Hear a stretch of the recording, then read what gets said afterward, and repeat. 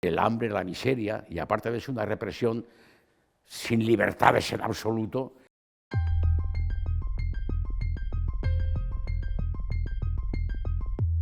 Al finalizar la guerra, España se convirtió en gran medida en una cárcel y Sagunto no estuvo al margen de este fenómeno.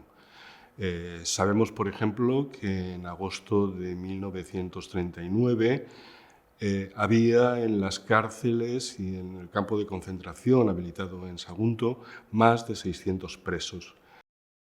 En un primer momento, cuando es ocupada la ciudad y la provincia, se establecen en la capital una serie de juzgados militares, que son los que montarán los futuros tribunales, pero al mismo tiempo se reparten por cada una de las cabezas de partido judicial, entre ellas Sagunto, una serie de militares del cuerpo jurídico para hacer en cada una de esas localidades, llámese Sagunto, Liria, Alcira, Gandía, etcétera, no recuerdo cierto número de lugares, se dediquen a recoger las denuncias que puedan dar esos vecinos de esa comarca sobre lo ocurrido durante la Guerra Civil, al mismo tiempo que se ponen en contacto con las nuevas jefaturas de falange que salen como hongo después de la lluvia en cada una de las localidades, con las nuevas fuerzas de la Guardia Civil de Ocupación y con una propia guarnición militar que coordina aquello para que sepan que son los militares los que van a llevar a cabo esas detenciones, esa actividad judicial, ¿no? Los detenidos están en un edificio cercano a cada una de estas sedes de los tribunales militares y se lleva a cabo una primera purga entre los vecinos de esas comarcas. No solamente se empiezan a recibir de alguna manera detenidos o listas de gente que se podía detener de Sagunto, sino que empieza a expandirse por lo que es la comarca. Es decir, a Sagunto también llegan las listas de los pueblos de la comarca y también llegan los detenidos de los pueblos de la comarca. En un principio van a la cárcel. En Sagunto, como era cabeza de partido judicial, pues había una cárcel, no muy grande, pero había una cárcel, pero eso se llena inmediatamente y claro, es que empiezan a venir soldados, porque del frente, sobre todo de la parte de Segorbe, de la parte también de Almenara, de la Vall d'Uixó, empiezan a bajar soldados y se juntan en Sagunto. Sagunto, como partido judicial, en principio no está preparado para ese tipo de aluvión de gente. Lo que hacen es unificarlo. Unos antiguos almacenes y talleres que habían en la salida de la carretera de Valencia. En concreto son los talleres de Báguena, el edificio viejo de los talleres de Báguena, porque hay una ampliación al lado que no estaba en aquella época, y un pequeño almacén que hay un poco más situado hacia la parte de abajo, hacia las vías, que tiene entrada por un callejón. Lo que hacen es montar una serie de valla, una perimetral alrededor lindando con las mismas vías del tren, que lo que hacen es, de alguna manera, pues los militares hacen la función de guardia, la Guardia Civil también, por supuesto, pero ahí estaban pues todos absolutamente reunidos. En el centro de detención pues hubieron palizas, hubieron torturas, hubieron sacas. Presos que además se estaban encontrando en una situación totalmente desesperada. El propio comandante, al frente de las instalaciones penitenciarias, se quejaba de que para dar de comer a los presos solo disponía de 70 kilos de cebolla, 15 de patatas y 2 litros de aceite al día. Estamos hablando de poco más de 100 gramos de alimento, básicamente cebolla, que es lo que comía cada día un preso. Pero además hay que pensar que Sagunto no es el único centro en la comarca donde hay presos. En el Camp de Morvedre hay en este momento 7 de los 20 campos de concentración que el franquismo habilitó en el País Valenciano al acabar la guerra. Había otros centros en Faura Cuartel, en Gilet, en Torres Torres, etc. Eso a partir del 40-41 desaparecen y se centra todo en Valencia Ciudad. Los propios juzgados remiten sus informaciones y toda la documentación que han podido recabar a la ciudad de Valencia al mismo tiempo que las prisiones comarcales también suelen cerrarse y trasladar igualmente a San Miguel de los Reyes o a La Modelo. Si las condiciones de los presos ya eran difíciles, sus perspectivas eran todavía más desesperantes. Pensemos que tras los consejos de guerra, decenas de saguntinos fueron condenados a pena de muerte.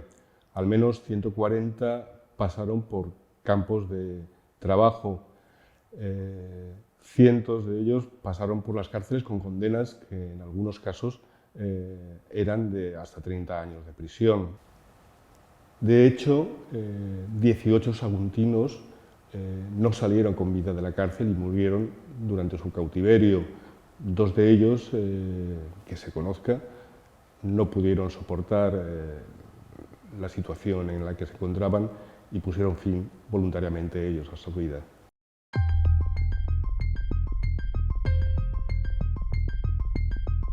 El perfil de los represaliados es variopinto. Entre ellos encontramos dirigentes políticos de izquierda que habían tenido cargos públicos, cargos en organizaciones obreras, sindicalistas, en fin, una variedad de personas consideradas no adeptas que habían sido denunciadas y juzgadas en unos juicios farsa con independencia de que hubieran tenido alguna relación o no con los hechos concretos que se les acusaba. En realidad se trataba de una purga política en la que las sentencias estaban escritas de antemano. La lista de represaliados y encarcelados durante el franquismo incluye cientos de nombres de saguntinos. Uno de los casos que podemos destacar es el de Ana Aragó. Ana era una muchacha de tendencias anarquistas que cuando estalla la sublevación marchará también voluntaria a la Columna de Hierro al frente de Aragón, donde actuará como enfermera. Al acabar la guerra, al igual que Jabalina, será condenada a muerte, aunque su condena será permutada finalmente por 30 años de cárcel. Ana pasará por distintas cárceles en Valencia, en Segovia, en Madrid, en Guadalajara. En total pasaría 19 años, 10 meses y 18 días en prisión, convirtiéndose así en una de las mujeres que más tiempo pasó en las cárceles franquistas.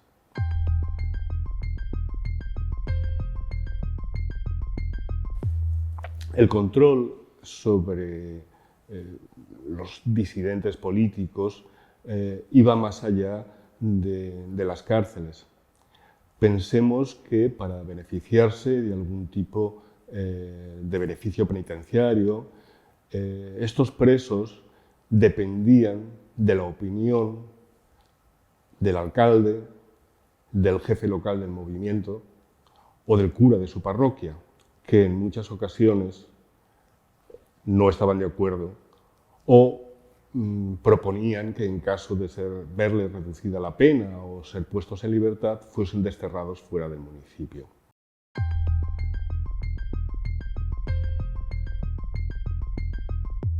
Cuando se acaba la guerra es físicamente una ciudad devastada,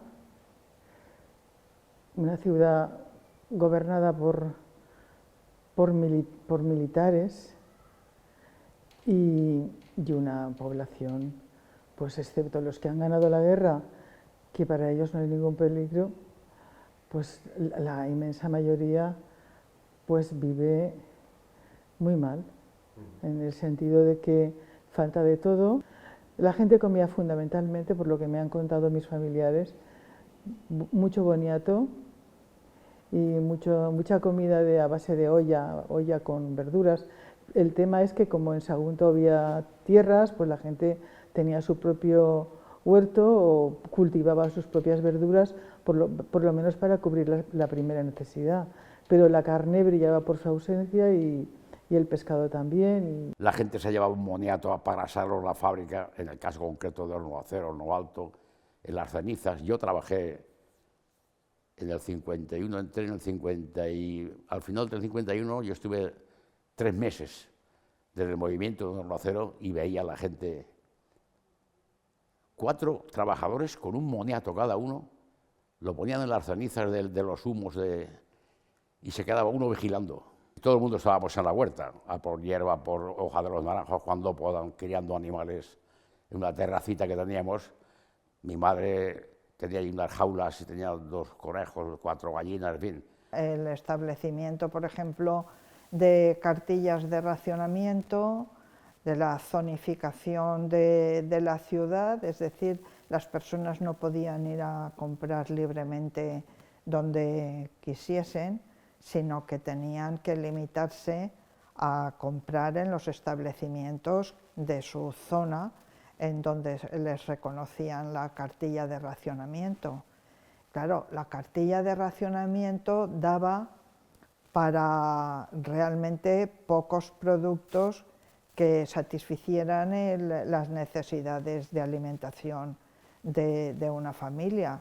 Por eso mucha gente se veía obligada a eso, o si tenían la oportunidad de cultivar pequeñas parcelas de hortalizas o de buscarse la vida viendo a ver en el extraperlo de dónde podían conseguir cosas tan básicas como el jabón o el aceite o la harina. La última escuela que fui era en la Plaza de Molina, al lado de una tienda, y en la esquina de arriba estaba Auxilio Social, que es donde íbamos a comer los críos, porque claro, era una situación muy jodida. Entonces mi madre, la única solución sin marido era dedicarse al extraperlo.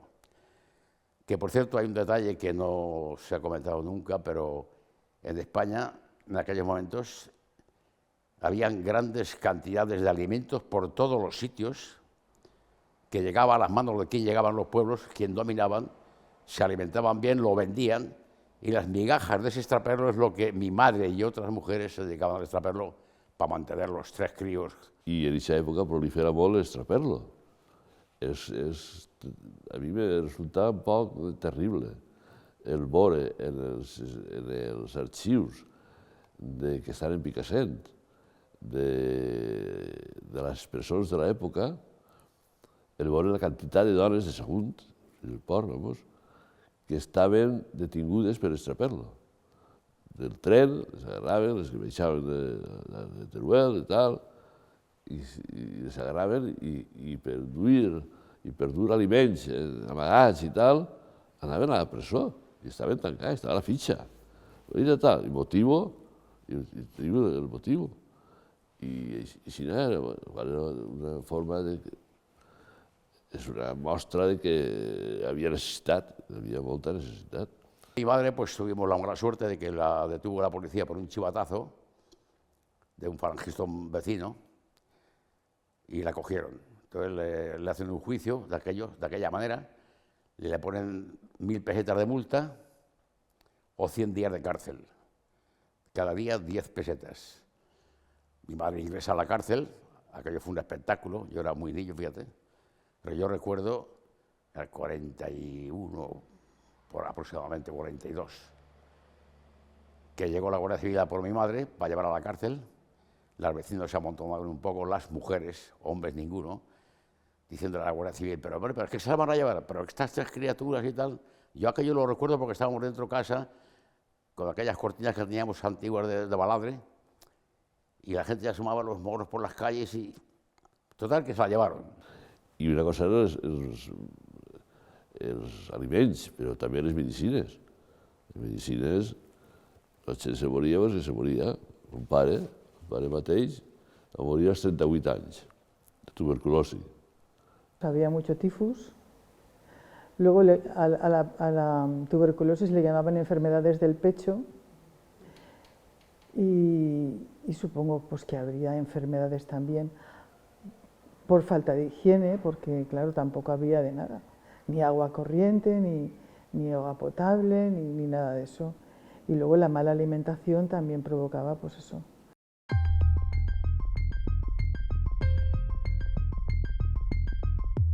Els nivells de la República, segons el Banc de Bilbao, no s'alcancen fins a l'any 56, crec que és. Els nivells de renta de la República, de producció, de tot. Són 15 anys ahí molt negres, a tots els nivells. Fue criminal. Mi juventud y mi infancia, mi generación, nos privaron la niñez, la infancia y la juventud, nos privaron de todo.